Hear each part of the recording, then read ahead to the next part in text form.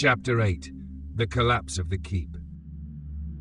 The tremors began slowly, a faint vibration beneath their feet, like the distant growl of a restless beast. The Black Keep, once an imposing fortress of shadows and despair, was beginning to fall apart. "Move!" Thorn shouted, pulling Prince Alden to his feet. Juniper tucked the orb into her satchel and gripped the polished stone tightly. Jack swooped down, his wings fluttering in a frenzy. "This place is coming down faster than my landing skills," Jax squawked. Now, before we rush headlong into the chaos, let's take a moment to appreciate the irony here. You see, cursed fortresses like the Black Keep have this uncanny habit of collapsing precisely when the heroes are about to leave. It's as if they've been sitting around waiting for someone to meddle with their dark secrets just so they can make a grand exit. And who builds these places anyway? Do they hire contractors who specialize in menacing yet structurally unstable architecture? You'd think at least one evil sorcerer would invest in decent reinforcements, but no. Apparently drama outweighs durability every time. But I digress. Now, where were we? Ah yes, the tremors. They were growing stronger, shaking the very walls of the keep. The sorcerer's final grasp.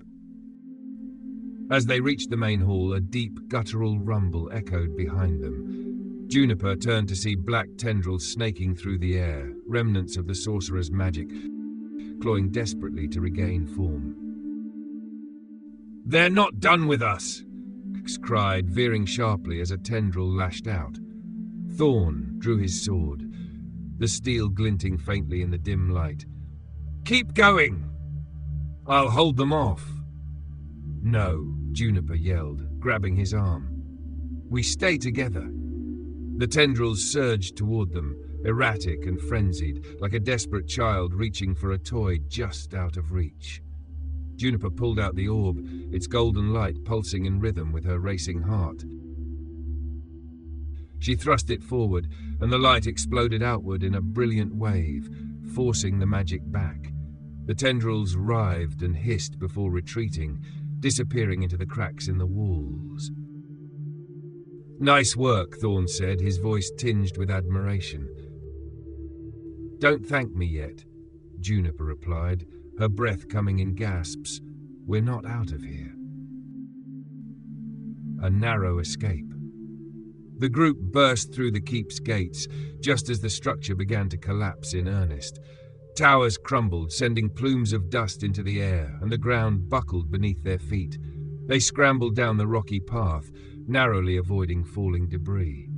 Jax darted ahead, squawking directions as the terrain shifted with each tremor. Finally, they reached a safe distance, collapsing onto the hard ground. Behind them, the Black Keep imploded, sinking into itself like a dying star.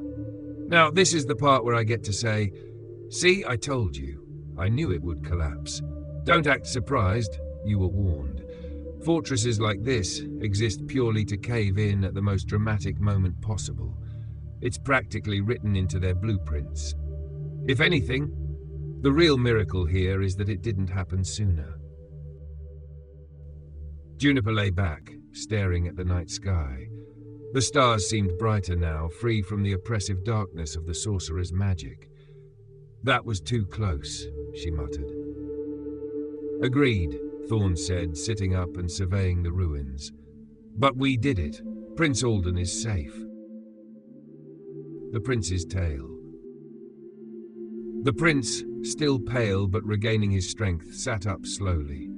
His eyes were filled with gratitude and something deeper, concern. "You've saved me," he said, his voice soft. "But you've also awakened something far worse." Juniper frowned, leaning forward. "What do you mean?" "The sorcerer was a servant of the Abyss," the prince explained. "A power older and darker than anything in this world. Their imprisonment was only the beginning. Now that the keep is destroyed, the Abyss will spread unchecked." A chill settled over the group, despite the warmth of the prince's words of thanks. Jax fluffed his feathers nervously. "So we're not done? There's something even nastier out there? Yes, the prince said, meeting Juniper's eyes, and it will take more than light to defeat it. Resolving to fight on. Juniper glanced at her companions, their faces weary but determined. She felt the weight of the polished stone in her hand and the faint pulse of the orb in her satchel. "We've come this far," she said, her voice steady. "We're not going to stop now." Thorn nodded, a small smile tugging at his lips. "You're starting to sound like a leader." Jax perched on Juniper's shoulder, his usual humor dimmed but not extinguished. "If you've got a plan, I'm in. But can it involve a good meal first?" Juniper laughed softly, the sound cutting through the tension. "Let's get the prince back to the kingdom. Then we'll figure out our next move." The group rose, their steps slow but purposeful, as they began the trek back to safer lands. Behind them, the ruins of the Black Keep smouldered, a reminder of the darkness they had overcome, and the greater shadow still waiting to be faced. Chapter 9. A Kingdom in Shadow. The journey back to the kingdom was quieter than Juniper had expected.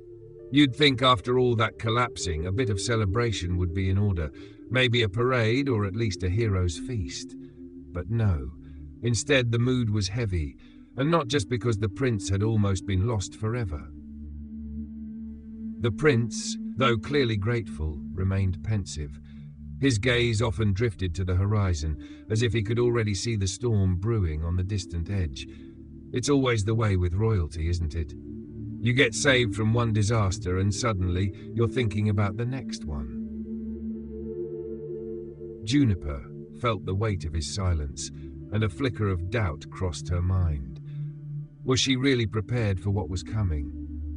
"I'm sure we'll be fine," Jax said, perched on her shoulder. "I mean, what's the worst that could happen?"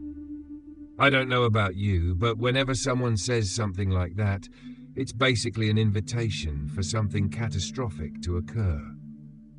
It's the rule. You can't just say, 'What's the worst that could happen?' without tempting fate to respond with a very long list of terrible possibilities. But let's not dwell on that for now, shall we? We're still on our way to the kingdom." A chilling welcome. As they approached the castle gates, the sense of unease grew. The air felt thicker than it should, the usual bustle of the town subdued. People moved in hushed groups, their faces etched with worry, as if some unseen presence weighed heavy on their hearts. "What happened here?" Jax finally asked, his usual bravado gone. The prince sighed. "The abyss has already begun its reach. It feeds on fear and doubt, spreading like a plague. You'd think that after saving the prince, things would get easier. But no. It seems that whenever a big evil is defeated, there's always something worse lurking just around the corner. It's as if the universe can't resist making everything just a bit more complicated." The guards at the gates straightened at the sight of the prince, their relief palpable. "Your Highness!" one exclaimed. "We thought we'd lost you." The prince raised a hand to calm them. "I'm here, but we don't have time for ceremony. Gather the council. We have much to discuss." The guards nodded and hurried off, leaving the group to enter the castle. And that's where things would probably get even worse, but we'll skip ahead. No one wants to hear another long, drawn-out political meeting. Trust me, I've been there. You don't want to go back. The council's dilemma. Inside the grand hall, the council awaited, their faces grim. Candles flickered weakly, their flames seeming to struggle against an invisible force. The room itself seemed to hang heavy, like it was holding its breath, waiting for someone to make the first move. "Your Highness," one elder said, bowing deeply. "We are overjoyed at your return, but the kingdom faces an unprecedented threat." The prince gestured for Thorn and Jax to step forward. "These brave souls are responsible for my rescue, and they've seen the danger we face firsthand." Juniper swallowed, suddenly aware of the council's sharp gazes. It's always an awkward moment when you're not sure if you're supposed to curtsy or just nod politely. The sorcerer wasn't just working alone, Juniper began. They were part of something much bigger, something called the Abyss. At the mention of the name, a ripple of unease passed through the room. One elder shivered visibly, muttering under his breath. The Abyss is an ancient power, the prince said, his voice steady. Older than any kingdom, older than the stars themselves. It was sealed away long ago, but the destruction of the Black Keep has weakened those seals.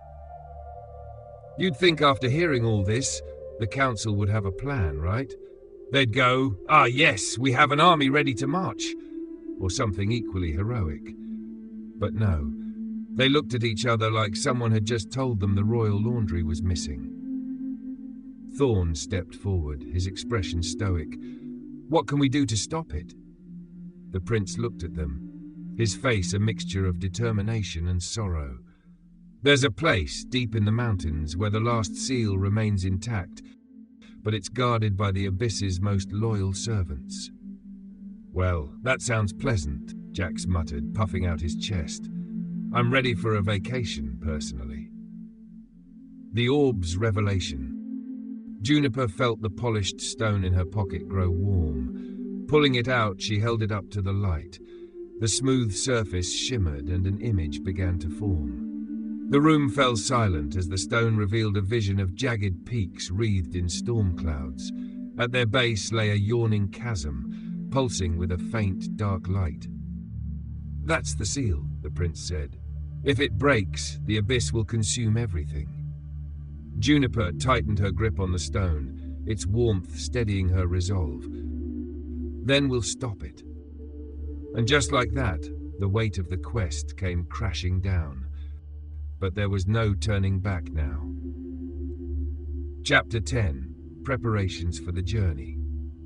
So after all that talk of an ancient unstoppable force trying to swallow the world, you'd think the kingdom would spring into action. Armies would assemble, the royal vaults would open, and there'd be a sense of urgency in the air. But no. Instead, the atmosphere in the castle was, well, let's call it subdued. You'd expect at least a little excitement after a group of adventurers just saved the prince, but it turns out royal councils are more into paperwork than panicked heroics.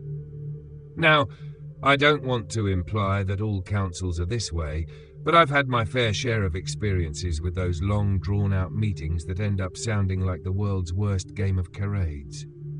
What? You want to go fight ancient evil? Could you fill out this form first? And heaven forbid anyone forgets to check the box for possibly dangerous, definitely apocalyptic. But I digress again. Now, where were we? Ah, yes, preparations. The group was being outfitted for their journey, which, if I'm being honest, is where things tend to get a little absurd. Packing for a quest. The royal armory was a sight to behold, full of swords, shields, and an unsettling number of ornamental helmets. Juniper stood in front of the weapon racks, trying to look serious while a gilded helm that looked like it belonged on a parade float nearly blinded her. "You'd think they'd have something more practical," she muttered. Thorn, meanwhile, was testing swords like a man who had never seen a weapon he didn't want to swing. "I'll take this one," he said, grinning. "And this one. And focus," Juniper said, narrowing her eyes. "We're trying to save the world here, not go on a shopping spree." Fine, Thorn said with mock indignation. "But you can't tell me you wouldn't wear this helmet if you had the chance." He paused to admire himself in a particularly ridiculous piece. Juniper rolled her eyes, but couldn't help the small chuckle that escaped. "At least it'll protect your ego." Meanwhile, Jax had found a stash of shiny things and was busy pulling out all the items he could carry in his tiny claws. "I don't know about you, but I'm packing light. This magic dust looks important." "Please don't," Juniper warned. "Last time you brought important things, we had to use them to escape a perilous danger." I can't help it if everything I touch turns to gold, Jack said smugly, then dropped an entire pouch of coins onto the floor with a loud clink. Oops, that wasn't on purpose. Final preparations. After the shopping spree, which may have been a little more excessive than it should have been, the group gathered their supplies and headed toward the castle gates. "Ready for another adventure?" Thorn asked, adjusting his pack. "Ready as I'll ever be," Juniper replied, though she couldn't shake the feeling that something big was coming. The weight of the stone in her pocket pulsed in time with her heartbeat, a constant reminder of the journey ahead. Jax fluffed his feathers dramatically. "As long as it doesn't involve another collapsing fortress, I'm good." Juniper smiled, but her thoughts were elsewhere. There was something darker looming, something the prince had said that kept echoing in her mind. The abyss will spread unchecked.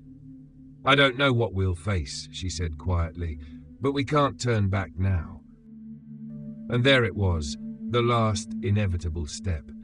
There was no more hesitation, no more room for doubts. They had a quest to finish. Setting out. The next morning, the group gathered at the castle gates. The sky was overcast, the sun hidden behind thick clouds like some cosmic inconvenience. And there, at the gates, the road stretched out before them, leading toward the mountains, the abyss, and whatever trials awaited them. "I've got a bad feeling about this," Jack muttered, his usual chatter subdued. "Bad feelings are a good sign," Thorn replied. "Means we're heading in the right direction." "Well, that's one way to look at it," Juniper said, glancing toward the mountains. "Personally, I think I'd prefer a nice, quiet day of sheep herding. I'll take the mountains," Thorn said with a grin. "At least they don't complain." "I'll take the sheep," Juniper muttered as she checked the strap on her pack one last time. And with that they set off, their steps slow but purposeful, the fate of the kingdom resting on their shoulders. Behind them the castle walls loomed, silent and watchful, as if they too knew the road ahead would not be an easy one. The end, for now. The group pressed on, the weight of their mission heavy in their hearts. With every step, the mountains loomed closer, their jagged peaks a constant reminder of the danger ahead. Now, if you're thinking that this would be the part where the group gets an easy ride, I must gently remind you that this is not that kind of story. When the mountains loom like that, it's never about a peaceful stroll through the countryside. Nope, the danger ahead is very much looming, and we all know what that means in stories like these. But as the road stretched before them, they knew that this journey, this battle, was far from over. This is the point where you might be thinking, well, surely it can't get any worse, right? And to that, I say, don't tempt fate. After all, if everything's going smoothly, you know the author's just waiting for the right moment to throw in a good old plot twist. The prince, Juniper, Thorn, and Jax had come so far, but there were still secrets to uncover, trials to face, and an ancient power to defeat. You've got to love these kinds of quests, don't you? The more you solve, the bigger the next puzzle seems to get. It's like a never-ending game of whack-a-mole. Only the moles are more terrifying, and the stakes are much higher. What lay ahead in the dark heart of the mountains was unknown, but one thing was certain: they would stand together, no matter what. Because if there's one thing these adventurers have learned, it's that you can't do this sort of thing alone. Also, you really can't do it if you're not at least slightly mental, but that's a whole other issue. And so, the tale pauses here. But fear not, for the next chapter of this journey is waiting just beyond the horizon. You know the drill by now. Every time they think they're done, there's always one more step to take. You'll see. It would seem that we will have to leave the rest of this tale for another day, which, honestly, is probably for the best. No one's going to read a 700-page adventure in one sitting, are they? I mean, let's get real. But don't worry, the next chapter's waiting for you. It always is.